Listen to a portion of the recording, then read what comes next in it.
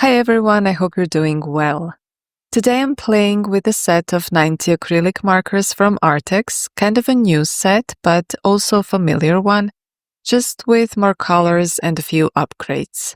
You might remember I used a smaller version in one of my earlier videos, and since then I was curious about some deeper shades, and here they are. These are soft brush tip markers, very easygoing and perfect for coloring books or adding quick touches to my illustrations. No shaking, no prepping, just open and start coloring. Couldn't be simpler. Back then, I had a set of 48 and now we're jumping to 90. So let's see what's new and how this one compares. The box got a little makeover too. The markers are now so nicely arranged and I love how they fit so happily together in that clear case. The colors are beautifully organized, at least to my eyes, and there's even a dedicated row of skin tones at the end, which makes me think maybe it's time I try painting a face or two. We'll see. One lovely surprise, this new set comes with numbers already printed on the markers. In my old set, I had to stick the labels on myself, and let's be real, that was a whole event. But this time it's ready to go right out of the box. Less prepping, more coloring. Let's take a look at the color swatch and see what we're working with. When I reviewed the 48 marker set, the only aspect that didn't quite align with my painting style was the color selection. It leaned heavily toward light shades and pastels, which is lovely, but sometimes I needed more contrast. So I ended up reaching for black to darken things up. But in this set you can see a much richer variety of deeper tones, and we'll see how they behave on paper. I didn't spot any noticeable color repetition either. Each marker brings its own vibrant charm, though that signature pastel vibe typical of acrylic markers still lingers in a nice way. There's also a great selection of greens and these lovely earthy tones that are perfect for skin or anything that's a bit more natural looking. In fact, they've been grouped separately as 11 face-friendly colors, which is really helpful if you like to organize your chaos like I do. Now, something that surprised me in the best way are two beautiful markers in gold and silver. It was a very happy surprise. I'll definitely need to brainstorm how to sneak them into my coloring. Just a touch of sparkle here and there because they're so beautiful. To wrap things up, I did a quick comparison with the older 48 marker set to see how much overlap there is, and I counted 23 repeated colors. So if you already own the smaller set, that's something to consider. Still, this new one offers a lot more variety and depth, and it feels like a fuller version. I think that covers all the key stuff, and I'll show you how I use these acrylic markers on a flower illustration. After experimenting with them in different ways, I feel like I've gained a bit more confidence, so this wasn't a long painting session. That's one of the great things about markers, they're quick. So you can easily cover bigger areas, and thanks to the brush tip, they're also great for smaller details. It just flows. That said, it's still a bit odd for me to work only with markers because of how fast I paint.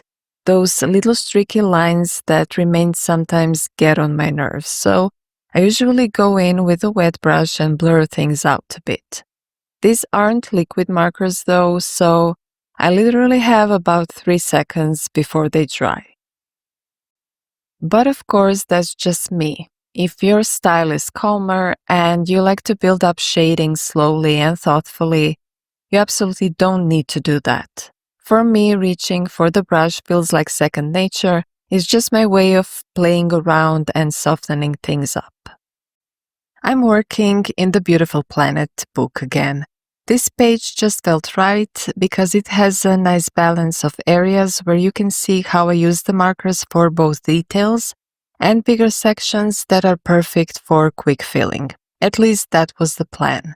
But right at the beginning, I bumped into that classic resistance, too many tiny details, and me in let's get this done quickly mode. My original idea was to finish this page rather fast, but the illustration had other plans. There were so many small bits that I just couldn't keep going that way. So I decided to simplify things a little. Instead of carefully coloring every single tiny part, I went for a softer look, using light tones like beige, gentle pinks, and the soft green, where I could follow the shape and curve of the central section. Then I used a little trick. I dipped the brush into the brush tip of a darker marker and lightly added shadows and depth to those tiny petals. That way the texture and detail returned without having to delve into every corner. Honestly, I just couldn't face coloring all those tiny parts. Sometimes you've got to find a method that works for you, especially if, like me, you're an impatient colorist with the attention span of a goldfish when too many way too similar details show up. It's always a bit tricky for me to list the exact markers I use just because of the way I color. I tend to go with the flow, layering and blending straight from the brush tips, and well, it's not exactly a scientific process, so instead I'll just walk you through the general color vibe I went for. When you look at these plants, they usually have soft pinks, pale yellows, and those lovely olive greens. But as usual, I couldn't resist adding my own twist. I like it vibrant, full of contrast, a bit magical, and maybe even a little unreal. So I picked at some flower references on Google for inspiration and then decided to mix in some bright purples and blues with the natural tones. It made the whole thing feel more alive, and it was also a fun excuse to test out more colors from the set. As I mentioned earlier, I was especially excited about the gold and silver markers, so I tried to sneak them in early on just to see how they'd behave. And honestly, the moment I touched the gold to the edges of the petals and leaves, it clicked. Okay, maybe it's a little predictable, but it looked so good that I decided to keep that idea going through the whole illustration. It added just the right bit of sparkle, like a finishing touch of something dreamlike, and for me that's always the goal. To make the markers pop even more, I darkened the edges of some petals a bit, and I didn't color all the pink petals the same way either. One is a softer, more delicate pink, and the next one has a little touch of purple in it, just to add some variation and visual interest.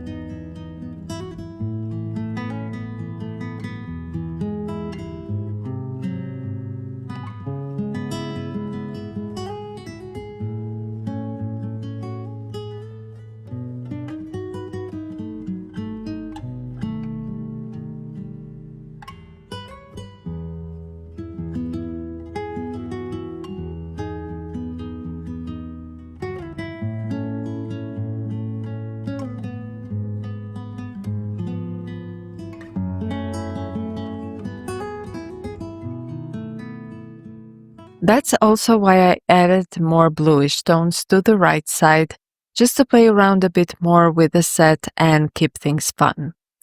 For the leaves, I went for a teal blue-green combination paired with the gold. This is turning into quite a colorful illustration, but I think the darker shades really helped bring it all together. They add depth and balance things out nicely. The markers themselves are super easy to use, but just a little tip, if you layer too much in one spot, you might wet the paper more than you intended. That happened to me in one area, so try not to go over the same place too many times with acrylic markers. It's best when it flows smoothly.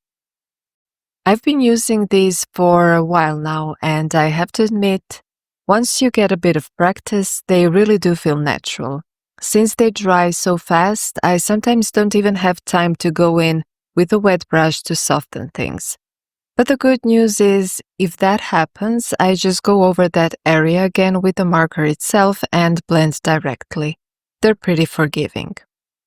Also, something I noticed that helps a lot with blending, it's easier if the whole area already has a layer of color. Like, instead of putting a bit of pink and then trying to blend it out straight away, it looks better if you first cover the full shape, then go over it with white and then blend with the brush. It just glides much better that way. As for those black lines I usually like to cover, these markers make it super easy. Sure, depending on how you paint, you might need to go over them a couple of times here and there, but overall, they neutralize those outlines really well. Honestly, when I paint with acrylic markers, I don't even think about the lines anymore. It softens the whole look, makes the colors feel more natural and real, and shifts the focus onto the color itself, not the outlines, which I love. It gives the illustration a kind of softness and painterly feeling that feels more alive to me, and it takes the pressure off. You don't have to obsess over every line being perfectly hidden. Just go with the flow and let the color do its thing. As for the color showing on the other side of the paper, these markers don't bleed through at all. The only time you might run into a little trouble is if you add too much water or keep going over the same spot again and again. In that case, yeah, it can bleed a bit, but under normal use, no worries at all. I even tried them in a journal with really thin paper, you know, the kind where you usually expect a disaster, and they still behaved beautifully. So I'd say they're super practical, especially if you're in the mood to do something quick without making a mess. The only thing to keep in mind is if you layer a lot, or if you make a mistake and want to fix something, just let the paint dry first. Once it's dry, you can easily go over it again and it will work just fine.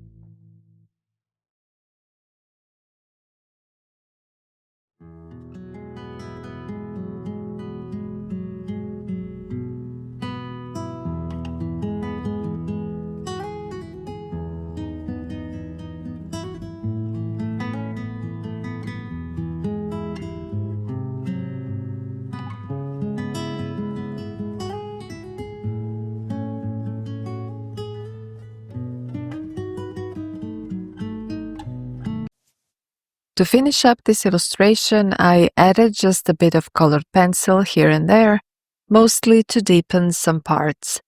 Honestly, it's just easier and more practical to do that final shading with pencils. A few darker tones and you get instant depth. I remember the first time I tried layering pencils over acrylic markers. They didn't go on super smoothly, but back then I was kind of heavy-handed.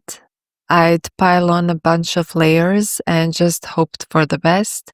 But now I'm a bit more relaxed and I don't go overboard with the markers, so the pencils glide on much better. They blend nicely and really complement each other. So I can say that working with these markers again was a joy. Every time I'm offered art supplies to try out, I take my time to really look into them. I only use what I genuinely think will be useful later. And these markers are definitely staying in my rotation, especially if you enjoy mixed media or coloring books. They're fantastic for covering outlines, fixing little slip-ups, or just speeding things up. They're not as punchy as alcohol markers, but they are opaque, don't bleed through, and they have their own charm. And I have to say the packaging is a win.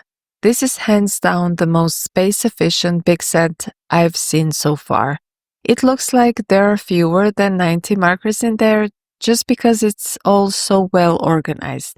They don't take over your whole desk, and you can easily return them to their place without feeling like you're solving a puzzle. One question I got last time was whether the brush tips pick up other colors when layering. And yes, they can, but it's super easy to clean. Just swipe the tip on a scrap piece of paper and it goes back to normal. So it's nothing to stress about. One last thing, you still can't buy these individually, so if you're thinking about getting a set of Arrtx markers, I've made 3 videos now with different sets, and I still use them all. If you're not into brushes and just want simple, mess-free coloring, this type of marker could be a great match. Just take a peek at the colors in each set and pick what suits your style best. And to wrap it all up, I painted a few tiny landscape cards, just 4 little scenes I sometimes use as gifts or mini surprises, nothing too fancy. Just a bit of playful experimenting with different colors to show you the variety these markers offer.